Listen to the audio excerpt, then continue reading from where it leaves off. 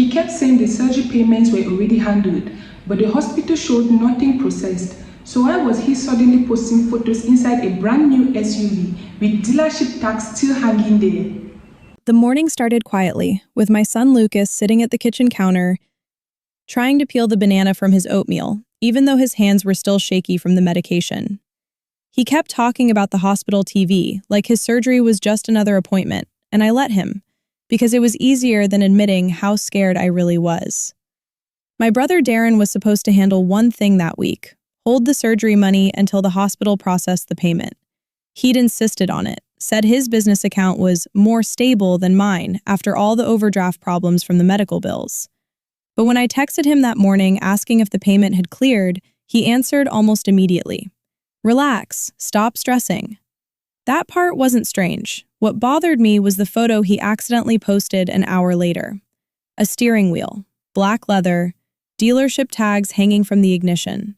And when I called him after seeing it, he declined the call on the first ring.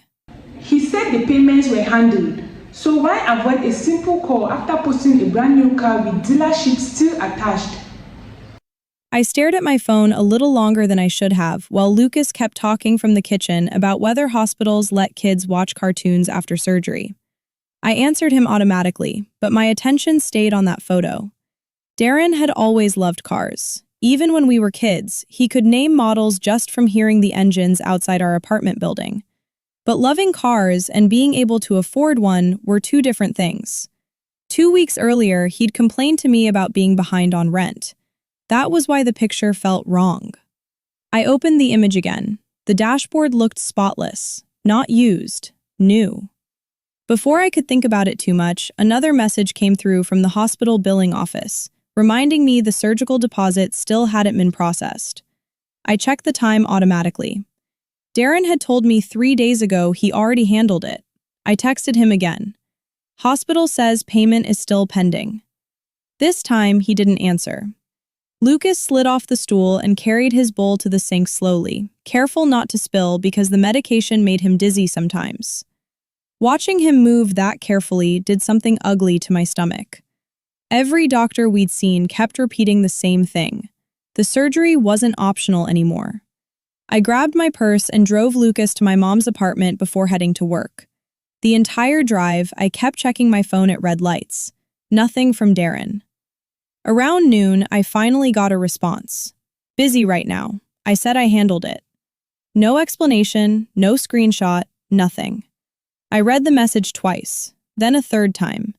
And for the first time all week, I started wondering why my brother sounded annoyed every time I mentioned my son's surgery.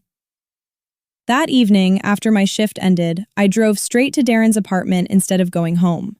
His blinds were partially open, lights on inside, and parked directly beneath his building, still shining under the street lamp like it had just come off the lot, was a black SUV with temporary dealership plates. The same one from the photo. I recognized the dealership tag hanging from the mirror immediately. By the time Darren opened the apartment door, I'd already decided I wasn't going to accuse him of anything. Not yet. He looked almost surprised to see me standing there, though his expression changed too quickly to read clearly. 1 second tense, the next relaxed, like he'd practiced calming himself down before opening the door. "Elena," he said, forcing a smile, "you could have called." I did call. He stepped aside without answering that. The apartment smelled like takeout and new cologne, which immediately stood out because Darren usually lived on instant noodles and whatever free samples he brought home from work. A basketball game played quietly on the TV, but he muted it the second I walked in. "You want coffee?" he asked.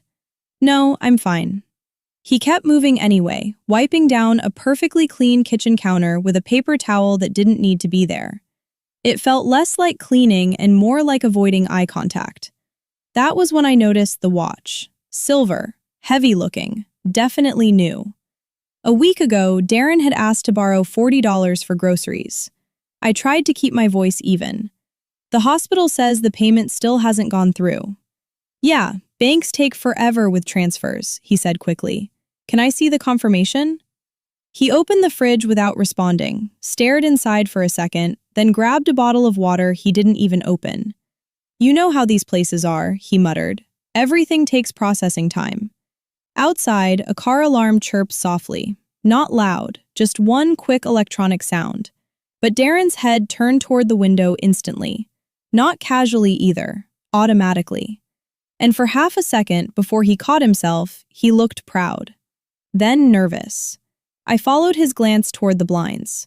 "You bought a car?" I asked quietly. He laughed once under his breath, but it sounded forced. "Why are you interrogating me?" "I'm asking because Lucas's surgery is in 2 days." His jaw tightened immediately. "You act like I'd do something to my own nephew." I didn't answer. I just walked slowly toward the window while Darren kept talking behind me about timing and business opportunities. Then I pulled the blinds open slightly. The black SUV sat directly below the apartment, clean enough to reflect the streetlights. And hanging from the mirror was the exact dealership tag from the photo he posted that morning. For the first time, I stopped wondering if something was wrong and started wondering how bad it really was. Darren didn't say anything when I let the blinds fall back into place. The apartment suddenly felt smaller than it had a minute earlier. Too warm, too quiet. I turned around slowly. "Where's Lucas's money?" For a second, he just stared at me like he was deciding how honest he wanted to be. Then, unbelievably, he smirked. "I needed the car." The words landed so casually I honestly thought I'd heard him wrong. "You what?" He sighed dramatically and leaned against the counter like I was the difficult one. "It's not like I burned the money, Elena. I used it. There's a difference." I kept looking at him, waiting for the punchline that never came. "You used my son's surgery money." "It was an investment," he snapped. "You think people take you seriously showing up in a busted car? I'm trying to build something." "You were supposed to hold it." "And I'll pay it back." "When?" "Soon." That word echoed in my head because Lucas didn't have soon. The surgery date was already set. His pre-op testing was done.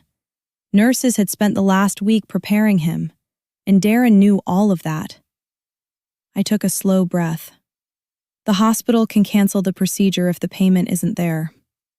He rolled his eyes hard enough to make my stomach turn. "You're acting like he's dying tomorrow." I looked at him then, really looked at him, and realized something that felt colder than anger. He actually believed he'd done nothing unforgivable.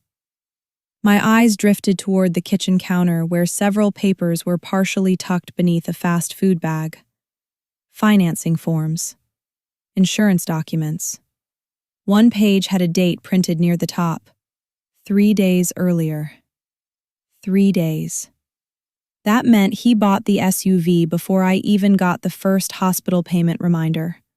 Before he started ignoring my calls. Before he kept telling me everything was handled. He had already spent the money while pretending my son was still safe. I looked back at him carefully. "You stole from your nephew." Darren shrugged. Then he laughed. "It's gone." Something inside me went completely still. I picked up my purse without another word and walked toward the door while he kept talking behind me, complaining now about pressure, responsibility, how nobody ever helped him. Outside, the night air felt cold against my face. I stopped beside the SUV. The paint still smelled new. And before I drove away, I quietly took pictures of everything. The plates, the windshield, the VIN number near the dashboard. Every single detail I could see. The strangest part of that night was how normal everything around me still looked. People filled gas stations. Couples stood in line outside restaurants. Traffic lights kept changing on schedule while I sat in my car outside a 24-hour pharmacy, trying to figure out how to replace $30,000 before morning. I called everyone I could think of. 2 banks denied emergency loan requests before I even finished the applications. One coworker offered $500 and apologized for not having more. Another suggested delaying the surgery a few weeks, like that was a harmless inconvenience instead of a risk to my son's life. Through all of it, Darren never called once. Not to apologize, not to explain, nothing. Around midnight, I parked in the hospital garage and just sat there staring at the photos I'd taken of the SUV. I zoomed in absent-mindedly on the windshield, mostly because I didn't know what else to do. That was when I noticed the VIN number clearly visible near the dashboard. Something about it pulled at my memory. Months earlier, Darren had bragged during a family barbecue about gaming financing systems, laughing about how dealerships barely checked anything if your credit score looked decent enough. At the time, I'd ignored it because Darren always exaggerated stories to sound smarter than he was. Now I wasn't so sure. I zoomed in again and looked at the dealership logo. Then I called them. I told the salesman I thought I'd found paperwork missing from one of their recently sold vehicles. He thanked me immediately and, without realizing it, started confirming details. Yes, that SUV was purchased this week. Yes, Darren made a cashier's check down payment. It matched Lucas's surgery fund almost exactly. After the call ended, I sat motionless for several seconds before forwarding everything I had, the photos, bank records, screenshots of Darren's messages, to an attorney friend from work in the dealership finance office. It felt unreal doing it, like crossing a line that couldn't be uncrossed. Hours later, exhausted beyond thinking, I fell asleep in a waiting room chair near pediatric ICU admissions. Then my phone rang. Hospital caller ID. My heart nearly stopped. The doctor's voice came fast and serious. Lucas's condition had changed unexpectedly. They'd moved him into intensive care and accelerated emergency preparations for surgery. I stood so quickly the chair slammed backward into the wall, and as I grabbed my bag and started toward the elevators, my phone began vibrating again. Darren, calling. Again and again. By the time I reached the ICU floor, I could barely feel my hands. Everything around me blurred together, the fluorescent lights, the nurses moving quickly between rooms, the sharp smell of antiseptic hanging in the air. A doctor met me outside the unit before I even reached Lucas's room. For one horrible second, I thought I was too late. But then he said, "Your son is stable." I felt my knees weaken so suddenly I had to grab the wall beside me. The doctor explained that Lucas's condition had deteriorated faster than expected. His oxygen levels had dropped during monitoring, and the surgical team decided waiting any longer was too dangerous. They took him in immediately, the doctor said. "We'll discuss billing later." Billing later? I almost laughed hearing those words after everything that had happened. Lucas was alive because someone inside that hospital chose his life over paperwork. Hours passed before the surgery finally ended. I sat alone in a plastic waiting room chair, staring at vending machines I couldn't remember walking past. My phone kept buzzing every few minutes across the seat beside me. Darren. Over and over. I ignored every call until nearly dawn. Then, exhausted and numb, I answered one. The difference in his voice hit me immediately. Gone was the confidence. Gone was the sarcasm. "Elena," he said quickly, breathing hard. "You need to call them back." "Call who?" "The dealership, the bank, somebody." I said nothing.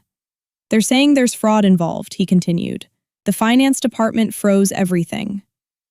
That was when I realized why he suddenly cared. Not because Lucas was in surgery, not because he'd stolen from his nephew, because consequences had finally reached him. He kept talking, words tumbling over each other now. The dealership had been contacted after the cashier's check was flagged. Investigators were reviewing his financing application. They'd discovered inconsistencies with his income claims almost immediately.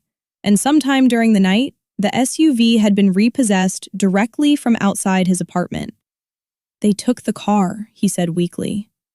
I closed my eyes. For a moment, neither of us spoke. Then I asked the one thing I suddenly needed to hear. Did you even ask if Lucas survived? Silence. Not confusion, not guilt, just silence.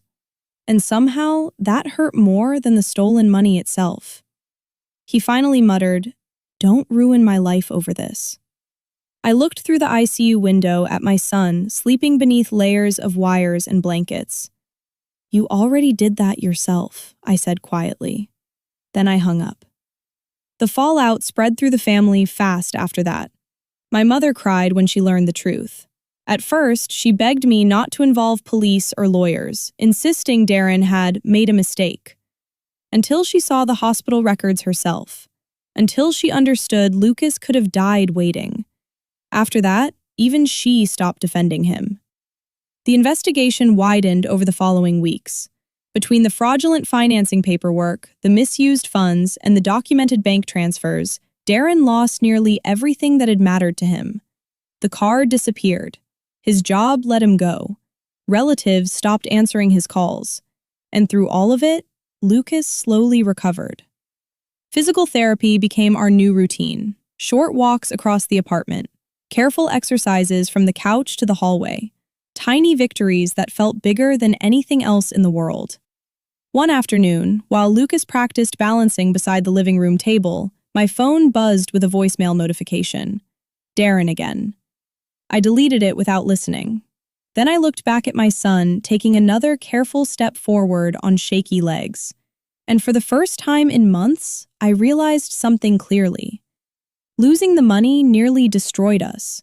But finally seeing my brother for who he really was saved us from something worse. Sometimes the people who sound calmest during a crisis are already planning consequences instead of responsibilities, and you usually don't know which one it is until much later.